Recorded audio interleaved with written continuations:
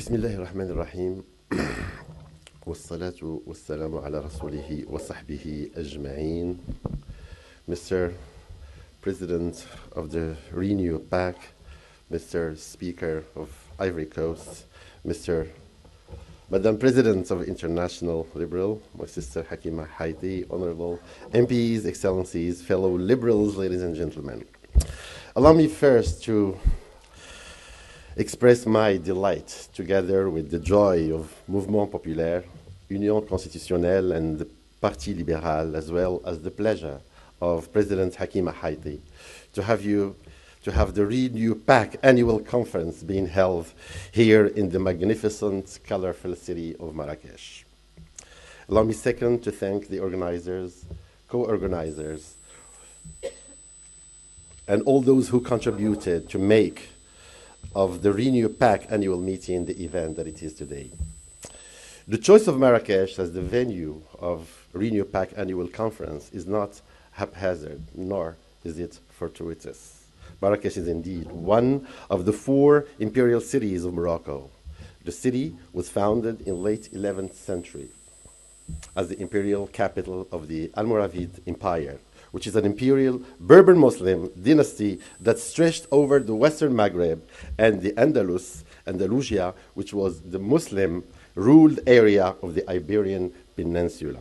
Needless to remind you that the Andalusian civilization stood for 8 centuries in Europe, stretching from modern Spain and Portugal to parts of present-day southern France. Marrakesh, the red sandstone or red city, grew rapidly and established itself as a cultural, religious, and trading center for the Maghreb and sub-Sahara Africa.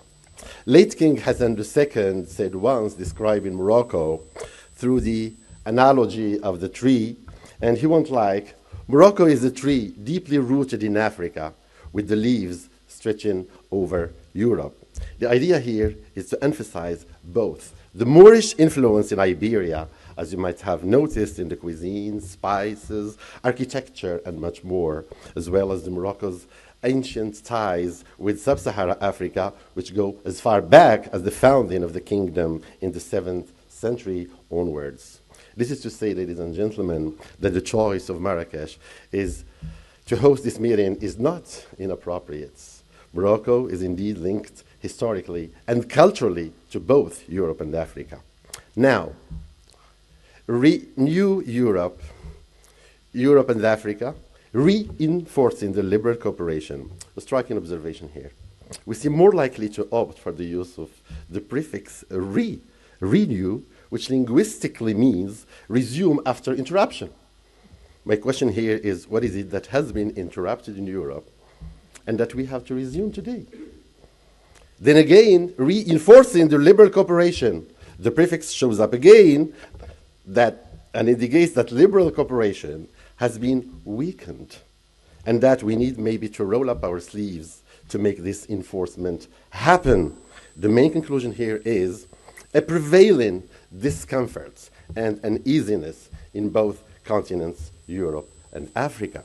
Accordingly, growing consciousness is observed sprouting lately when biggest UE parties try compromise to create pan-European MPs.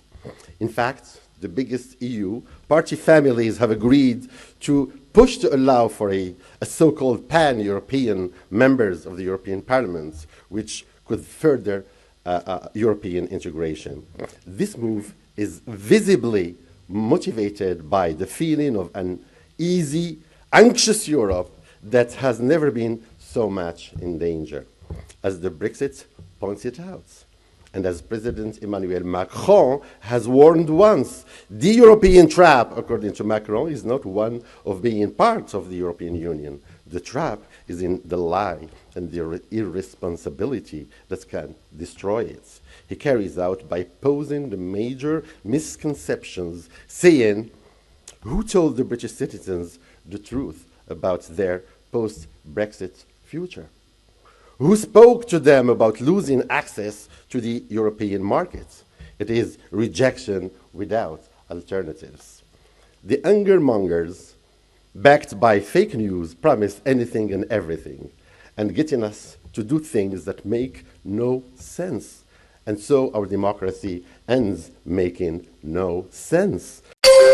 ما تنساوش تابوناو في لاشين وتاكتيفيو الجرس باش يوصلكم جديد فيديوهات بلبريس وتبارطاجيو مع صحابكم.